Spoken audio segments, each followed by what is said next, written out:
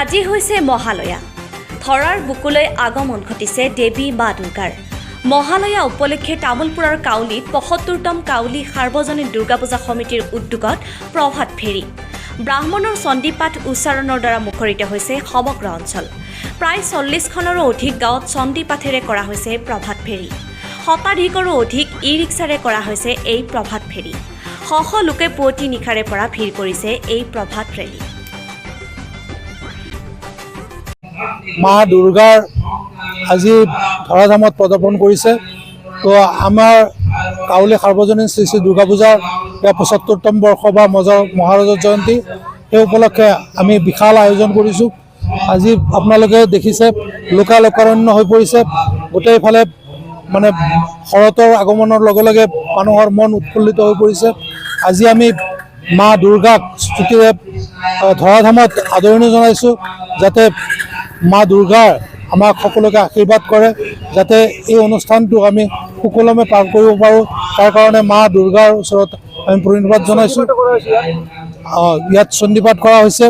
চণ্ডীপাঠ হোৱাৰ লগে লগে ইয়াত এটা আমি মেছেজ দিব বিচাৰিছোঁ, যাতে আমি সকলোৱে জাতি ধৰ্ম বৰ্ণ নিৰ্বিশেষে সকলোৱে ওলাই আহক।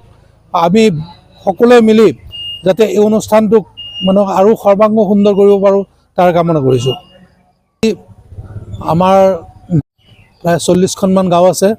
এই ৪০খনমান গাঁৱত আমি এইটো পৰিভ্ৰমণ কৰিম।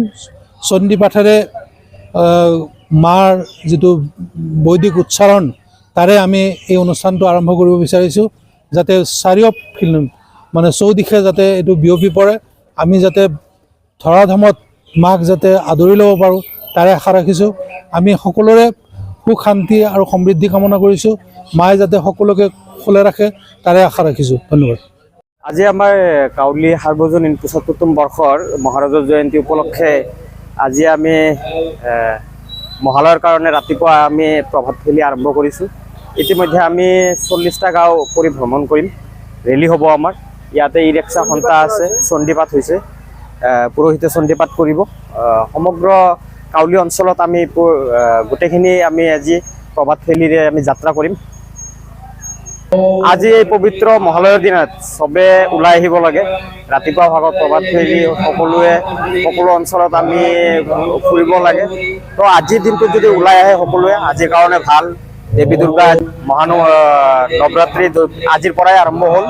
তো আজিৰ পৰা আমাৰ আনুষ্ঠানিকভাৱে ডেইলি আমাৰ কাৰ্যসূচী চলি থাকিব।